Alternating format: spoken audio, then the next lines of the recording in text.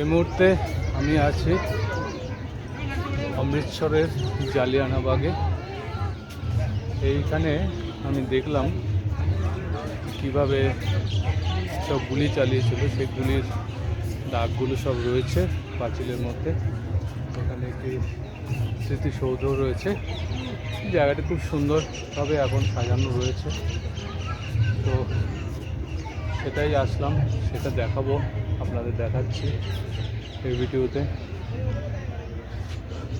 সেটা দেখুন, প্রচণ্ড গরম, গরমের মধ্যে ঘুরতে ঘুরতে সব দেখাচ্ছি। দেখুন আপনারা সব, যদি ভালো লাগে দেখতে থাকুন। আরও অনেক কিছু আছে আজকে এই ভিডিও দিয়ে শুরু, আজকের দিনটা। তো অনেক কিছুই দেখাবো, দেখতে থাকুন। একটার পর একটা ভিডিও আমি আপলোড করব। তো আমি এরপরে যেখানে যাব সেখানে একটু নেটওয়ার্কের ইস্যু আছে, তো সেটা হয়তো কিছুদিন পরে আপলোড হবে, দু একদিন পর বা কিছুদিন পর। আমি দেখছি কতটা কীভাবে করা যায়। দেখতে থাকুন আমার চ্যানেল, আগামী দিনে অনেক কিছু আপনাদের দেখাবো। এটাই হলো সেই ঢোকার যে গলিটা, সেই গলিটা যেখানে আছে, যেখান দিয়ে আমি ঢুকলাম, ঠিক তার দুপাশে এরকম মনীষীদের সব স্ট্যাচু টাইপের করা আছে। তো সেই দিক থেকেই আমি ঢুকলাম। এবার ঢোকার পর ভিতরটা দেখুন। এই যে এগুলো রয়েছে, যেটা আমি এক্ষুনি দেখলেন, সেটা ঢোকার পরেই এই সুন্দর জায়গাটি সুসজ্জিত রাখা আছে। আর এটা হলো মিউজিয়াম। এই মিউজিয়ামে যেটা হয়েছে সেগুলো সব দেখাচ্ছে। দেখুন কি সুন্দর একটি জিনিস। এর উপর দিয়ে কিন্তু কন্টিনিউ জল পড়ছে, মনে হচ্ছে না যে জল পড়ছে।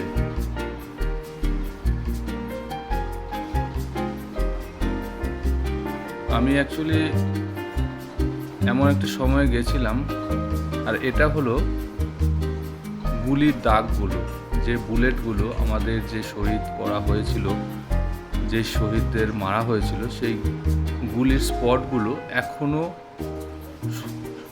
ওরা একদম সুন্দরভাবে সংরক্ষণ করে রেখেছে। কি নৃশংসতা ঘটেছিল! এই গুলিগুলোর যে দাগ, সেগুলো দেখলে ভালো করে বোঝা যায়। সত্যি খুব নৃশংস হত্যালীলা চালিয়েছিল।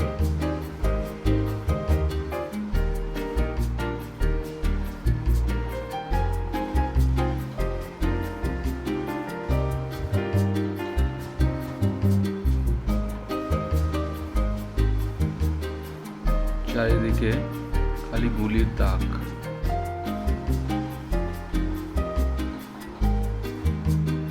আর এই সেই কুয়োটা।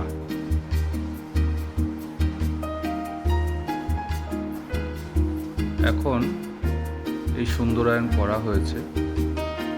দেখুন কি সুন্দর করা হয়েছে স্মৃতিসৌধ এটা।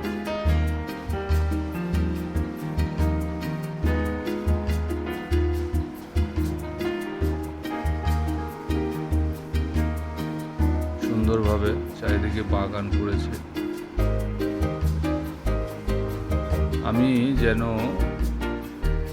যেই সময়টায় গেছিলাম, মানে আমি ভালো করে দেখাতে পারবো সেই ভেবেই প্রচণ্ড গরমে দুপুরবেলা আমি গেছিলাম, যাতে ভিড় কম হয়, আমি যেন ভালো করে দেখাতে পারি প্রত্যেকটা জিনিস, প্রত্যেকটা জায়গা। এত টেম্পারেচার ছিল যে খুব কম পরিমাণ মানুষ ভিতরে প্রবেশ করেছিল। আর আমি সেই সময়টাকে বেছে নিয়েছিলাম যাতে ভালো করে জিনিসটাকে ক্যামেরা বন্দি করতে পারি, আপনাদেরকে দেখাতে পারি।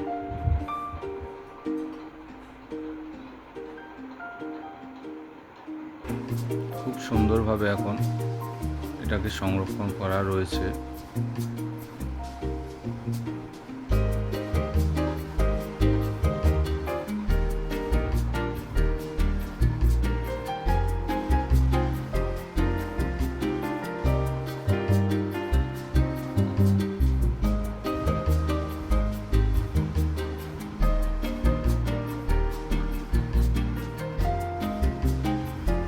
এটা একসময় একটা মাঠ ছিল, যে সময়ে সেই হত্যালীলা ঘটেছিল।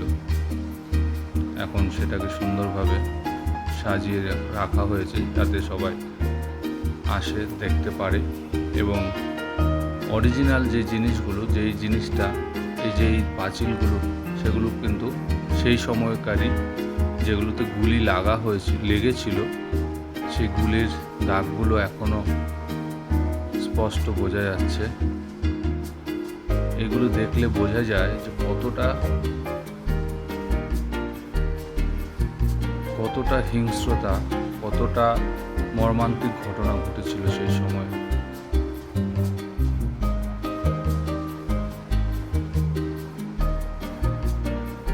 এটি ঠিক গোল্ডেন টেম্পলের পাশেই রয়েছে। সত্যি মন খুব ভারাক্রান্ত হয়ে যায় এসব জিনিস দেখলে।